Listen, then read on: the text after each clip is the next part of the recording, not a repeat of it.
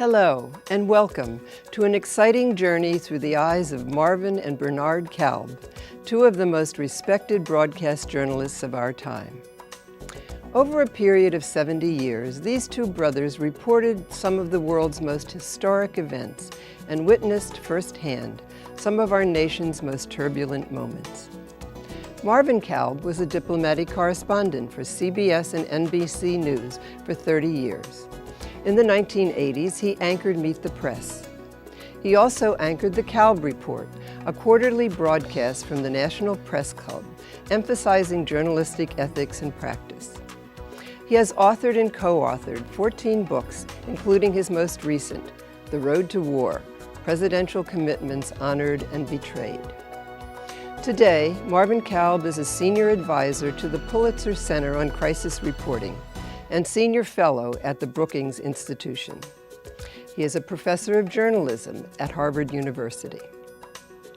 Bernard Kalb started as a reporter and columnist for the New York Times before he branched out into TV journalism at CBS and NBC News. He was a foreign correspondent for 15 years, covering Southeast Asia during the Vietnam War. Bernard Kalb's career as a journalist took him to locations around the world, including Washington, Moscow, Beijing, Saigon, Paris, Antarctica, and many places in between. These two brothers have some wonderful stories to tell that will be both entertaining and educational. So sit back and prepare to take a journalistic journey as the Johns Hopkins Osher School of Lifelong Learning and Montgomery College's TV and radio students proudly present The Brothers Kalb, Here, There, and Everywhere, a lecture series that recounts the globe-trotting professional experiences of Marvin and Bernard Kalb. CBS News diplomatic correspondent Marvin Kalb.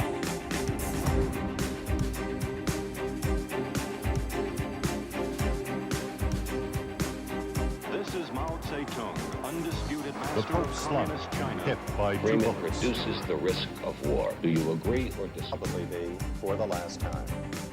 Marvin Kalb, CBS News.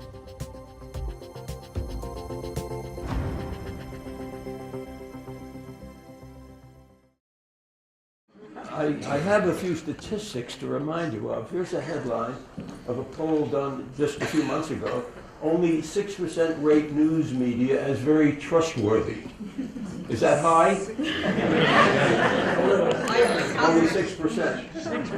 56% of likely U.S. voters say they get most of their news from TV, including 32% who get it from cable news networks, 24% who get it from traditional networks. A report, National Telephone Survey, 25% use the internet. 60% of all the voters regard the news reported by the media as at least somewhat trustworthy, but that includes just 6% who think it is very trustworthy. 42% don't trust the news media. 42% don't trust the news media, with 12% who believe the news it reports is not at all trustworthy. So essentially, we talk to ourselves, Marvin and I. We write for ourselves, we get a readership of one, the other one. So we ramble on. But we thought, or at least Marvin thought, and I surrendered to the idea of giving you a personal odyssey in the frustrating, maddening search for truth when it is elusive, when you're either working in the government or when you are simply a mere reporter. And so Marvin wanted me to tell you a story. There was a moment in my life when I was, believe it or not, an assistant secretary of state. Is that news to you people? Yes. Shocking. I was an assistant secretary of state. I was the chief spokesman for the State Department. At what year? That was 1984 until I resigned in 1986, but the resignation is getting a bit ahead of the story. The journey of a journalist to becoming a spokesman for the State Department, or any spokesman at all, is a very, very difficult one. The culture of journalism has sentences that always end with a question mark. A spokesman likes to believe his sentences are never challenged, and they always end with a period. Life doesn't accommodate that unreality. And so one day we were at the United Nations when this was about a year and a half into my tenure as Assistant Secretary of State. And there was a big headline in the Washington Post, a story written by Bob Woodward of Watergate fame of Carl Bernstein. Story written by Bob Woodward to the effect that the United States had been following a disinformation campaign. Disinformation, that is the absence of truth. Disinformation, calculated propaganda, the absence of truth. A disinformation campaign against Libya. My admiration for Libya with Gaddafi in charge at that time was somewhat limited. But never mind, it was a disinformation campaign carried out by the United States, and according to all the reports, drafted by Admiral Poindexter, who was then the deputy NSC official. Having been a journalist all my life and having embarked on an adventure of spokesmanship, because I like George Shultz very much, then the Secretary of State, I was shocked that I could be part of something or be seen to be part of something that I had no part of. I discovered that even though, as a journalist, even though as a senior State Department official, assistant secretaryship is a rather high altitude, I had very limited access to top secrets. And I discovered the unusual fact that most reporters knew top secrets. That is to say, by digging around, by talking to sources at the State Department, you essentially you get at the truth, or you get bits and pieces here, bits and pieces here, and you do the arithmetic, and you essentially got the story. You may not know, for example, that it was at 10 and not 10:30 that the President met with the Secretary of State. But the rhythm of the story very infrequently eludes the grasp and the digging of reporters. So there was the Bob Woodward story, which I, as spokesman, knew nothing about. It was secret, secret, secret, and I didn't have access to secret, secret, secret. And it was a story that, as I say, a memo had been given to the President, which he signed on, that we would begin, the United States would begin misleading the press with a view toward creating an environment of instability in Libya to affect Gaddafi, who was a big menace at that time in the American calculation. You would tell lies, you would have a propaganda campaign, the idea being to create a sense of unease in Gaddafi, even to the extent of a reporter in the Wall Street Journal writing a story that he had been fed by a government official that was inaccurate, part of the disinformation campaign, that the United States and Libya were on a collision course. The ultimate objective of the strategy was to see whether you could get the colonels surrounding Gaddafi to get him out of power, because Libya would be facing another attack. They had did one earlier in the spring. This was around October or so. Another attack by the United States, and did the people supporting Gaddafi really want to see that happen? So you create doubts, suspicions among the top leadership of Libya with a view towards somebody, you hope, will trigger a reaction, a coup, a toppling of Gaddafi, and the U.S. then would have achieved what it wanted, the removal of Gaddafi from power. Well, I read that story and went into a state of journalistic shock that the United States was involved in official deception of the press. The big story appeared in the Wall Street Journal, written by a colleague of ours, John Wolcott, who was a terrific reporter. Been in Newsweek many years as a foreign editor, reporter, and now he's in the Wall Street Journal. And John was a skeptical reporter, the way we all are, and he wrote the story that appeared in the Wall Street Journal, that the U.S. was on a collision course. You'll have to forgive me if I don't have the exactness of everything, but essentially I got the rhythm right on this story. I was at the UN that day with Secretary Shultz because it was a General Assembly session.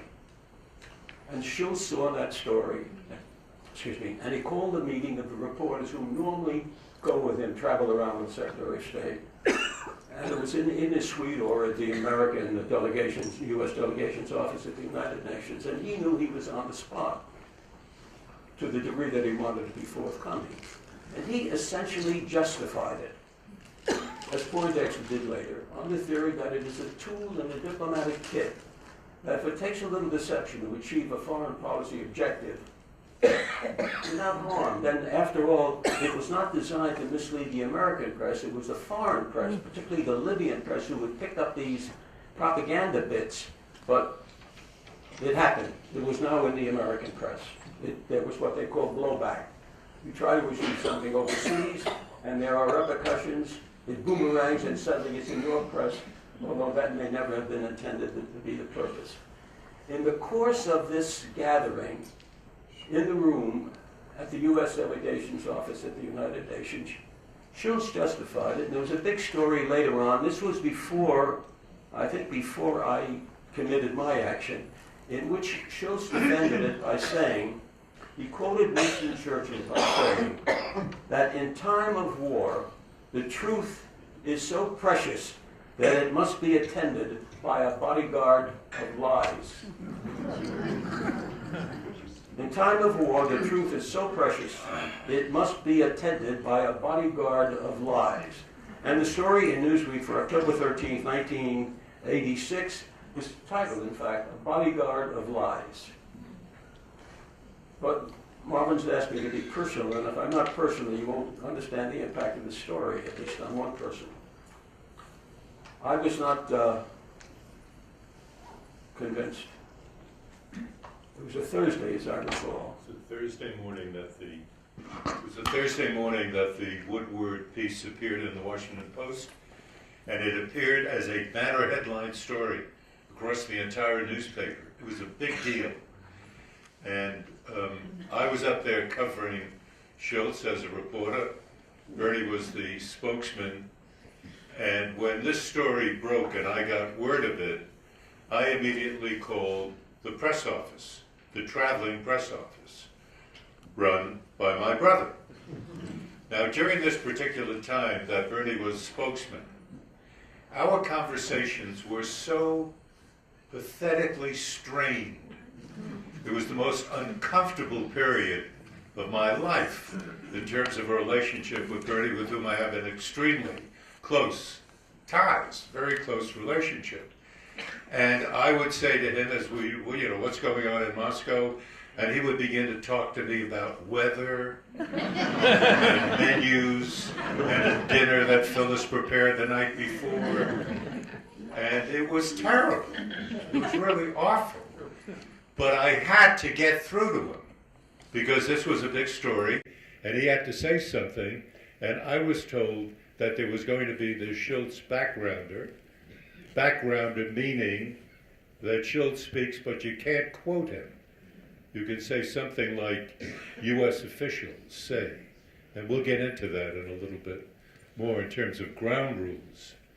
But I was stunned, and I assumed that he would be stunned as well.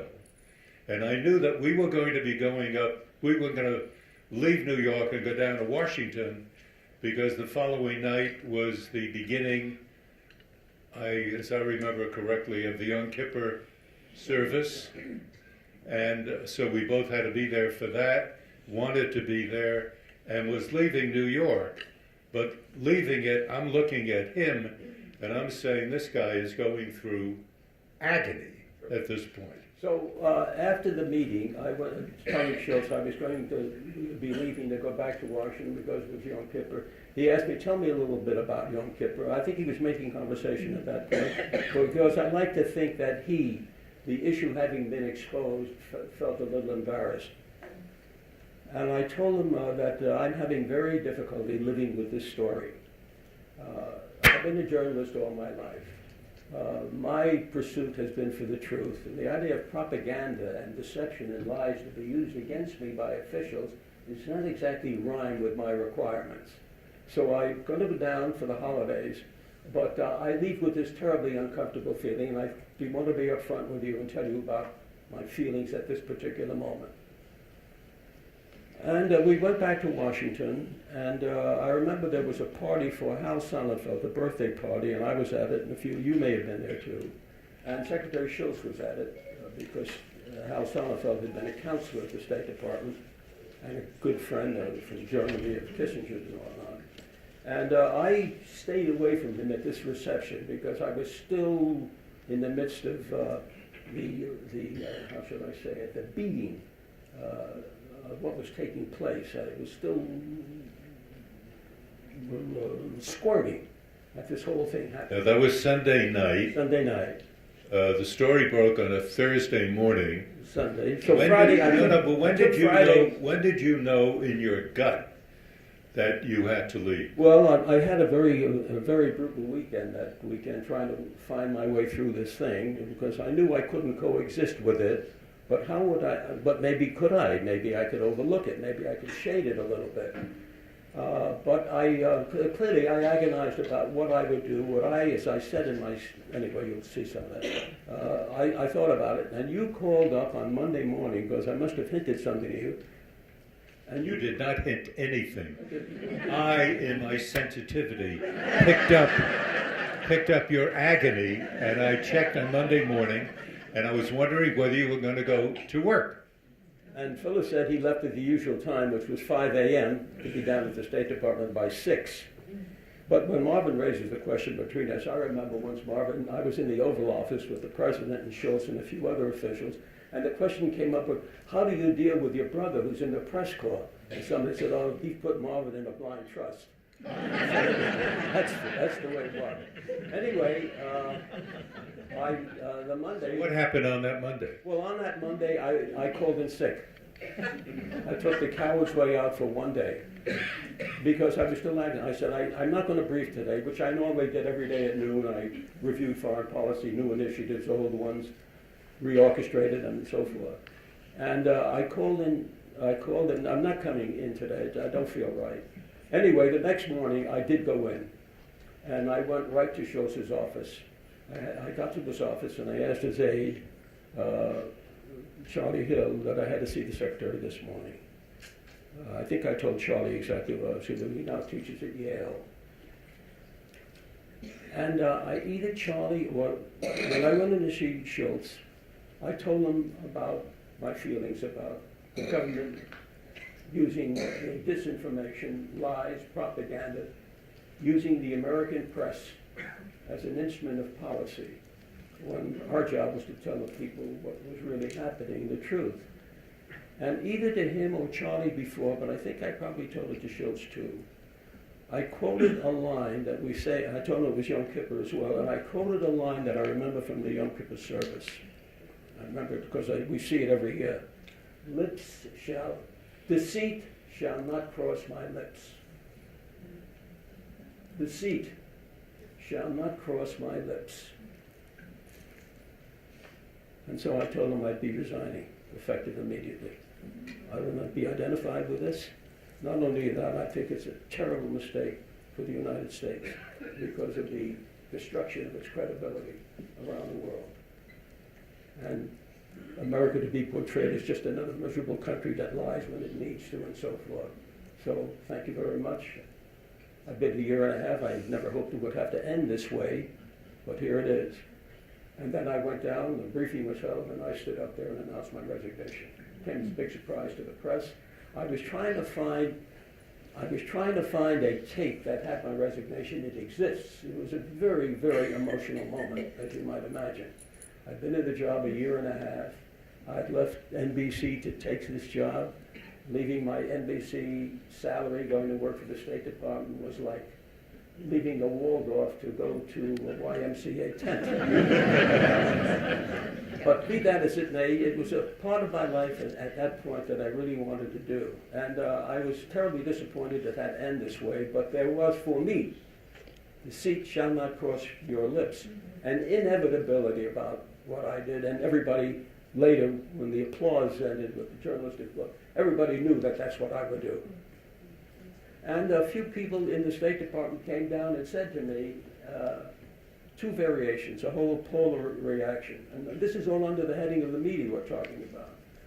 One was, I wish I could do what you did sometimes, but I've been here all my life and I have a pension and I've been here 30 years and you've been here a year and a half and this is just an incident in your life as a journalist. And some said, what'd you get so excited about? It's a little black propaganda, you know, the world does this. If it furthers U.S. policy objectives, there's no reason to protest it, so forth. But I did it. I went out there, I remember leaving, I remember Marvin holding my hand, walking down the aisle, and it was a very, very difficult moment. I need not tell you that. Anyway, hold the applause, there'll be plenty of time. Obviously, it was a big story.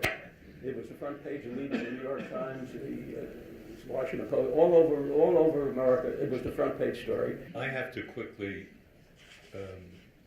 interject that people don't resign major jobs in the U.S. government, no matter what happens.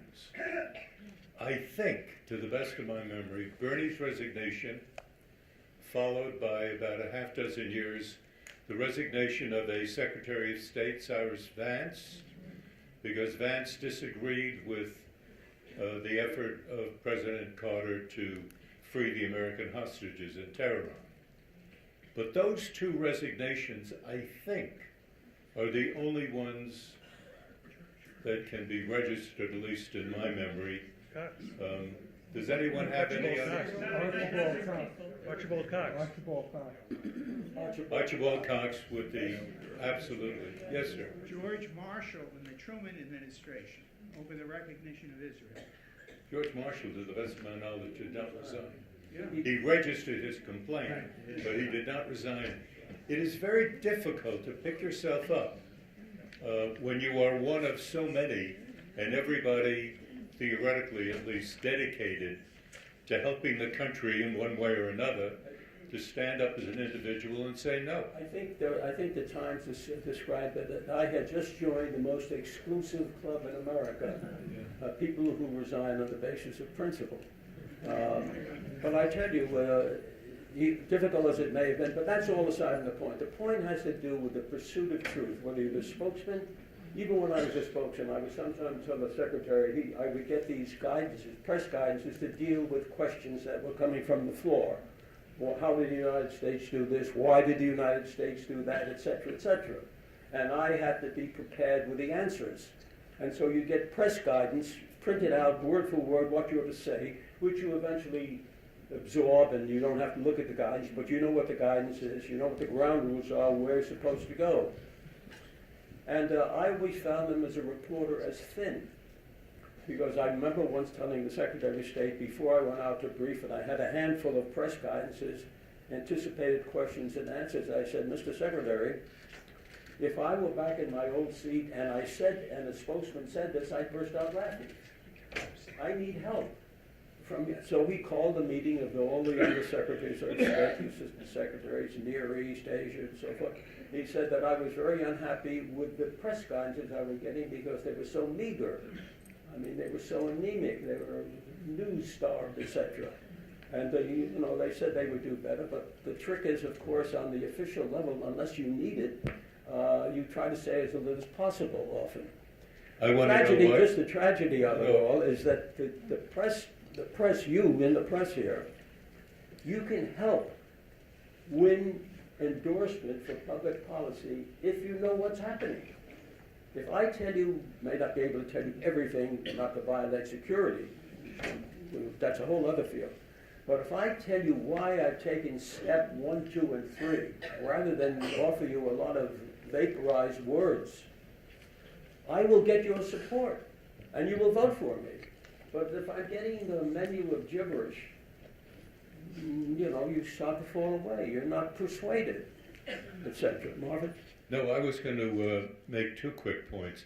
The Archibald Cox resignation, in the back of my mind, I remember a Saturday night massacre in which Cox was fired because he did not go along with what it is that Nixon wanted to happen.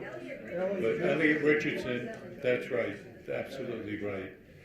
What I would like to ask you, dear brother, is tell everybody how you got into this business.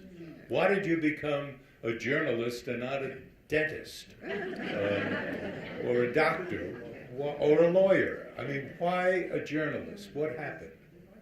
Well, I could ask you the same question. And I will answer, but you go first. Why don't you go first for a while? All right, well, I'll go first. I mean, this, Marvin, this I could Marvin, go for just a this minute. minute. No You are problem. assuming that the audience is panting for biographical information. That's not the case. Am I right about that? Okay. I'll go first and be brief, and Bernie can be lengthy. I'm giving away a big family secret. I'm a little younger than he is. And when I was in my teens, he was already a big guy and working for the New York Times, and he would bring home other reporters, and I got exposed to journalism and journalists through him. Yes, I was interested in newspapers, and I read them, and I had this god named Edward R. Murrow, whom I listened to every night, 7:45, sponsored by Ford. Remember Murrow? Oh yes, I'm pretty sure they do. Pretty sure. And this is the guy who prompted me to spend summers learning Russian, because that was the language that was so terribly important in those years, the early 1950s. And I always had in mind that there would be journalism, there could be a diplomat of some sort perhaps, and a teacher over here. And so I've been very fortunate in being able to do all three, but the journalism part happened after I had spent more than a year in Moscow for the State Department. And when I came back, I did I did a magazine piece on Soviet youth for the New York Times Magazine. It was read by Murrow. He directly, or through one of his producers named Jesse Zausmer, I got a call up at Harvard, where I was going on for my PhD, be a teacher. And Murrow asked if I would come down and talk to him. Obviously I did. In the course of that conversation, which was supposed to run a half hour, but ran 3 hours, Murrow's curiosity was insatiable, and he kept asking questions about the Soviet Union. And I tried to answer them as best I could. And when the conversation came to an end, broken up really by his secretary, he said something like, "Would you like to join us?" And I probably said something like, "Yes." And one thing then led to another, but that's how I got into the act, and I got in by way of the radio television end of things. So now it's your turn. Just to add a little editing to this rhapsody you just offered. Marvin was interested in studying American history when he was finishing up in college. This was in the 40s, as you say, the late 40s, and I said, American history at the time of the Cold War? You should be studying Russian language. That's what you need. That's the intro to the future. And I must say, part of my motivation for suggesting that, which was not only legitimate, but the comic story on the side, it was more economical for me to encourage Marvin to study Russian, and I'll tell you how. When Marvin was not studying Russian, I used to sub him a little bit of my already small salary from the New York Times. And then I checked that the Russian immersion school at Middlebury, Vermont, cost me less than I was giving Marvin on an accumulated basis. So I said, well, you ought to study Russian and go to Middlebury. And it was a couple of $100, but of course that was a turning point. When the State Department ultimately looked for young kids to go to Moscow to be translators, they picked up this kid here. But your story about Murrow reminds me, when I first met Murrow, maybe the first, but maybe earlier, but when I met Murrow in Burma, when he came out to interview the Chinese premier, Zhou Enlai, and we could get nowhere near the Chinese, it took somebody with Murrow's resonance to get to do that. Anyway, he interviewed Zhou Enlai, and we kids were all envious because we could not interview Zhou Enlai. He didn't want to give us an interview. But when I went back to New York, subsequently for home leave or whatever it was. I went up to CBS to see Morrow, to reminisce. And he said, what are you doing here? I mentioned what I was doing here. I was going to go back to Asia, etc. I said, he said, let's have dinner. I said, I'll bring a gladiola. I used to use the word very affectionately for girls, gladiolas. I'll bring a gladiola. What about you? He said, well, I don't know, my wife's out of town. Well, we'll see. I'll meet you at the Quo Vadis restaurant, which is just around the corner from CBS. CBS is at 52. I think it's 53rd Street. And I got there a little earlier to be on time with a certain lady who turned out along the way to become Mrs. Kalb. And we were waiting for Morrow to come, and he came along. I didn't say anything. Only the three of us sat down and had a drink, and then the door opened. There's a little ante-room in this restaurant, very fancy place. And he said, excuse me, and he went to the door, and I saw him bring a lady over. He said, Bernie, I'd like you to meet Marlene Dietrich. So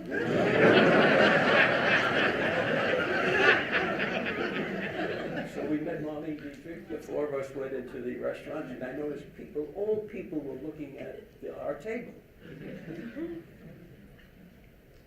Me and my date, and Edward Almore with Marlene Dietrich, and I knew what was on their mind. They're saying, who are those people having dinner with Bernie Kalb?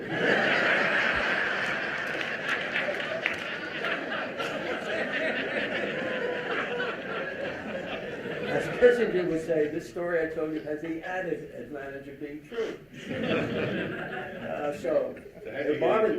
Well, how I got into this business at all, I was a corporal in the United States Army, serving in the Aleutian Islands. You may recall the Aleutian Islands is a strip, a necklace of islands way at the top of the Pacific, and the Japanese were there at the beginning of World War II. They came in and took over one of the islands, the extreme island, dripping off Alaska, of Attu. And there was a battle on Attu, and the Americans drove the Japanese out. And the island was important because from Attu, from the Aleutian Islands, if the Japanese were to establish an air base there, he could easily strike the west coast of the United States at a minimum. So the trick was out with the Japanese as quickly as possible. So we went up for that. By the time we arrived, we were based on an island called Adak. The Japanese had been defeated and driven out. And so I stayed on Adak for a little over 2 years.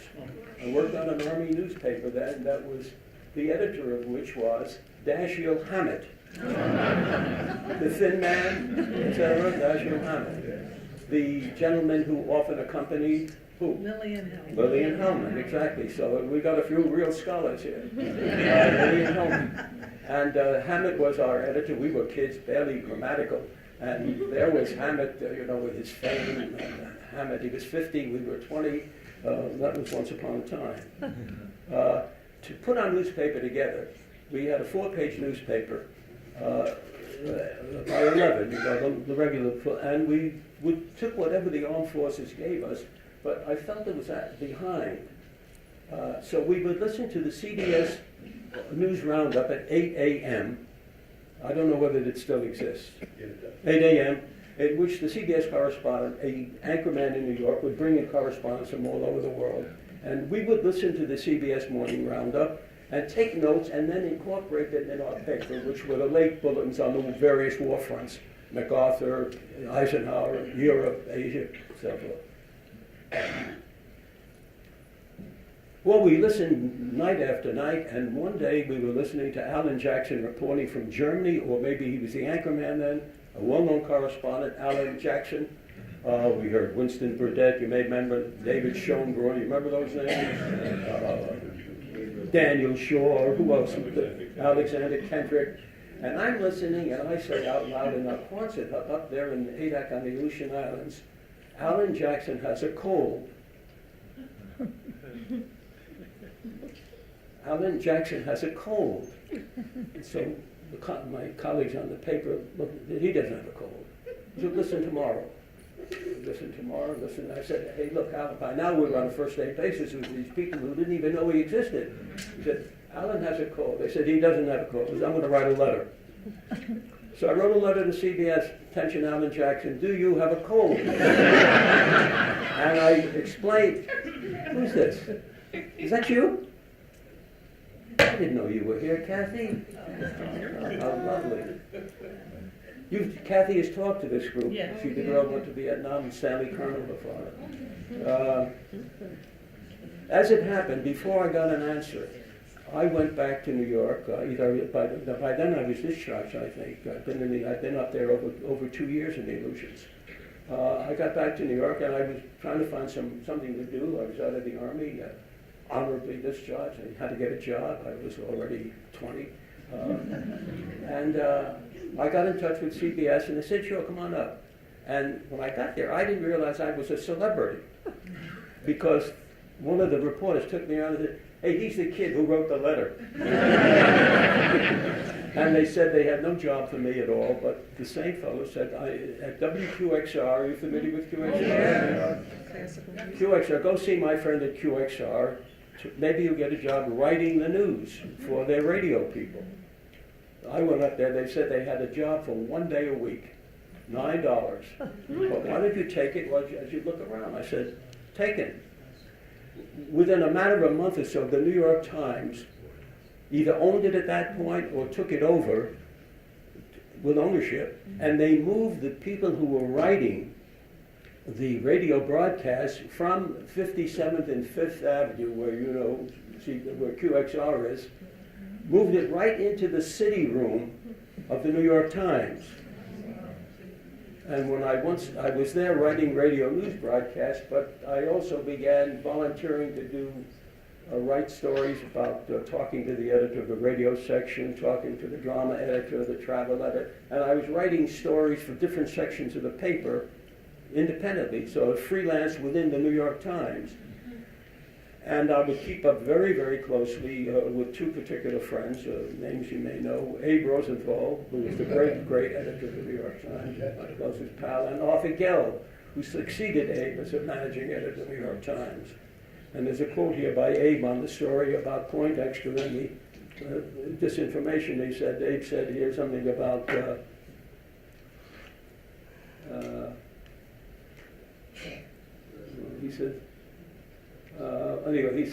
Abe said something about we should keep that garbage out of the country, meaning the disinformation and so forth. And then one day I got a note in my mailbox that said, Cal, beginning next Tuesday, you report for the United Nations.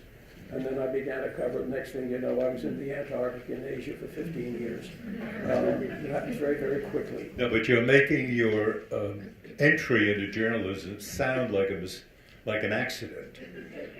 Did you want to be a journalist? Well, was there anything particularly attractive about it? Kathy's father, Stanley, had this great line. Being a journalist allows you to be an adolescent all your life. And that's what you wanted to be? I wanted to be an adolescent all my life. I wanted to join, and then, being raised in New York, and family and so forth, and narrow horizons and so forth. And the whole world is spread out before you. And if there's an opportunity to embrace the world, and you've got youthful zeal, curiosity, open to discovery, open to names, people, events, history, books, literature, the whole 9 yards, as the saying goes, how could you not be? Plus you don't know what else to do. that, if you do the arithmetic on both those things, it's inevitable that you become a journalist. The trick is to get the job. We all may want to be journalists.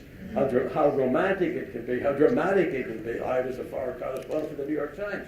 In my wildest dreams, when I was thinking about the idea of journalism, could that ever have crossed my mind?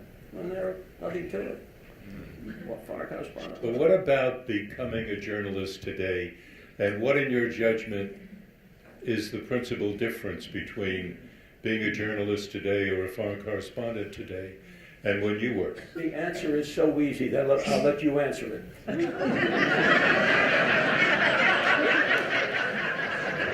Why don't you start? I think you have more experience. What's more, you're a professor. Yeah. A Harvard professor, no less.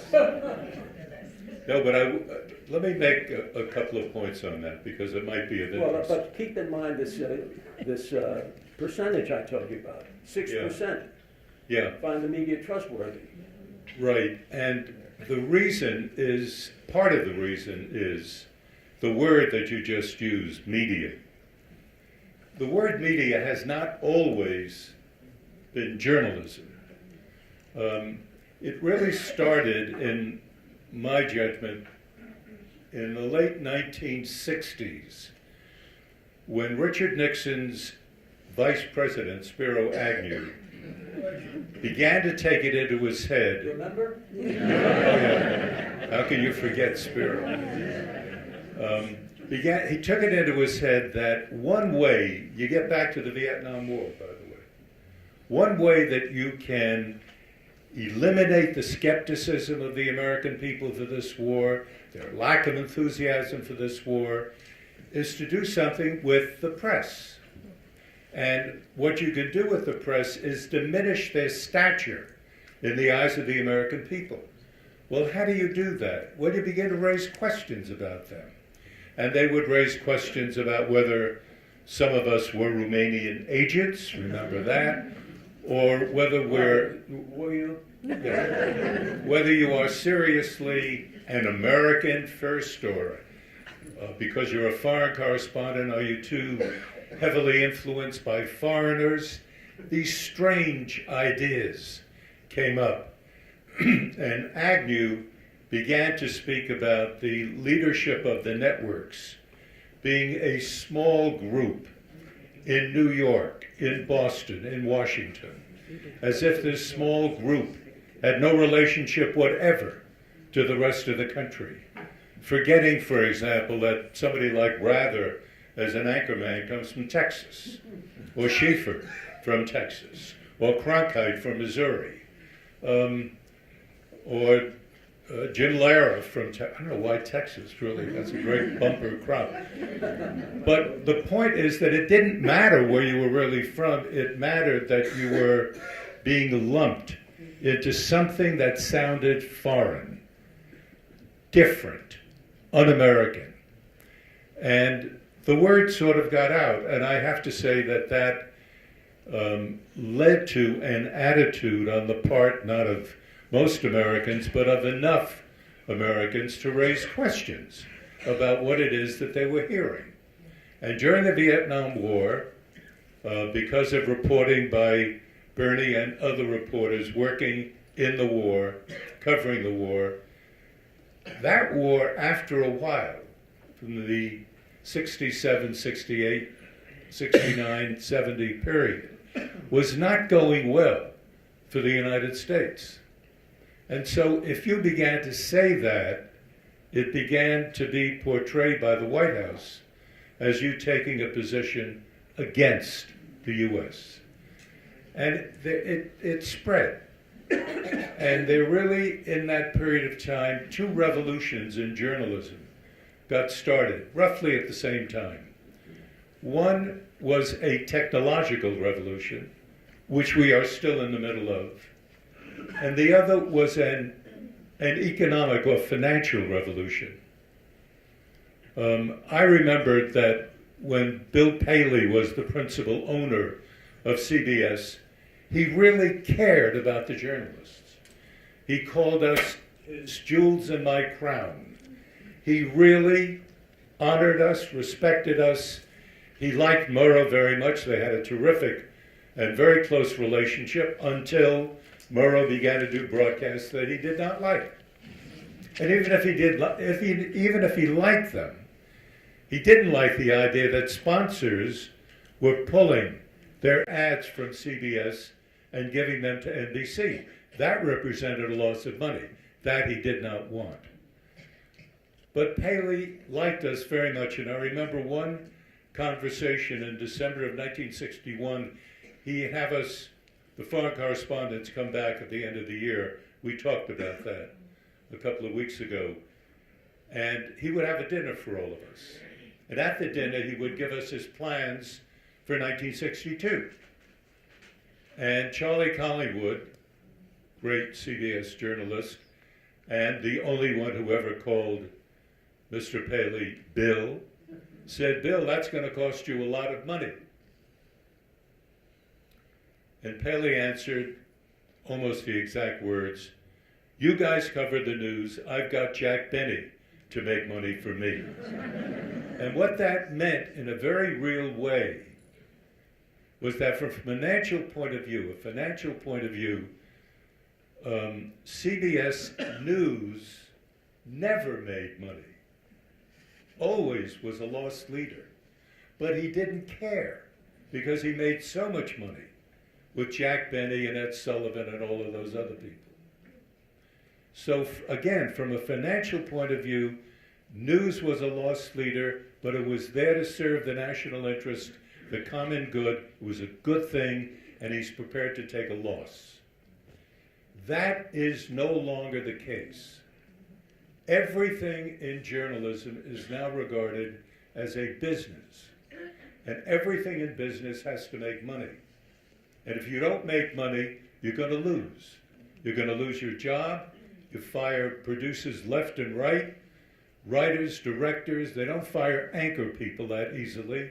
And anchor people today, when Murrow was the #1 guy in the whole world of broadcast journalism, he earned something like $200,000 a year. Today, an anchorman will earn 10 to 15 million a year and be unhappy that he's not earning 20 million a year. But what I'm getting at is, in this financial world, everything has changed, and all of news must make money. And if it doesn't make money, change the cast of characters. The technological revolution is even more pronounced than the financial one. We've gone from a time when the two of us worked at one of the 3 networks. We never had cable news. We never had Rush Limbaugh radio-type programs. This is all relatively new. Fox News, remember, started in 1996, along with MSNBC. These are new, relatively new broadcasting phenomena. The difference is Fox makes a ton of money. Fox makes more money than all of the other cable network operations combined. How do they make that money? By catering to a feeling that you can trace right back to the Vietnam War.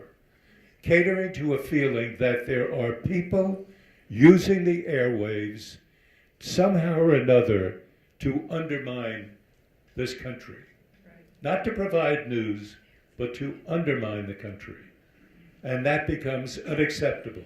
Now, whether this is 30% of the people, on some issues perhaps 70% of the people, but it's a strong body of opinion that looks at the media not as the kind of journalism that Bernie both represents and gave you a fabulous example of at the very beginning of our talk today. It's not just that. Journalism is supposed to provide the information that allows a free society to continue to be free, to continue to be an open, virile society. That's journalism's responsibility. And if the American people begin to think that they represent something else, then we are all in serious trouble, because there's no other way of getting information. Bernie used the word disinformation before in describing the American news operation, government news operation, in the mid-1980s under President Reagan. When you think about it from a government point of view, what's wrong with a little lie here and there if you can really hurt your enemy and you don't have to shoot a bullet? It's terrific. Do it. Unless you take into account what the purpose of journalism is in a broader sense.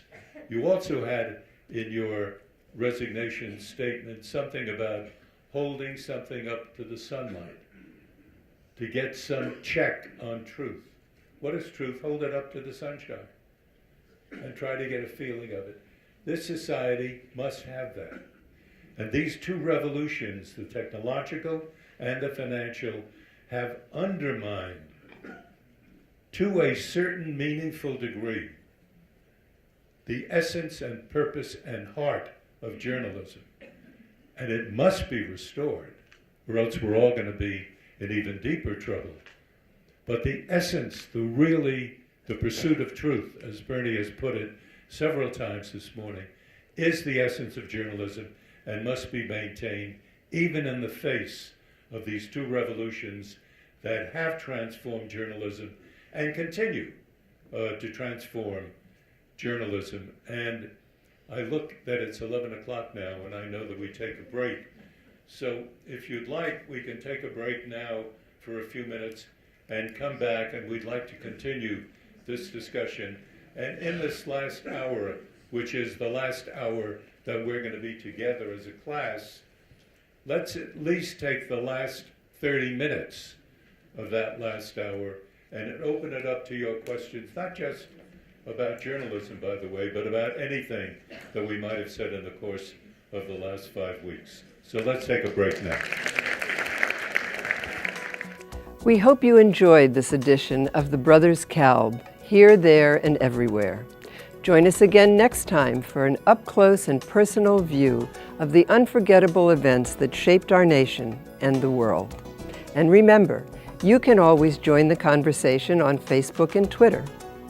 I'm Mary Kay Chartle-Galato, Director of the Osher Program at Johns Hopkins University. Thanks for joining us, and we'll see you next time.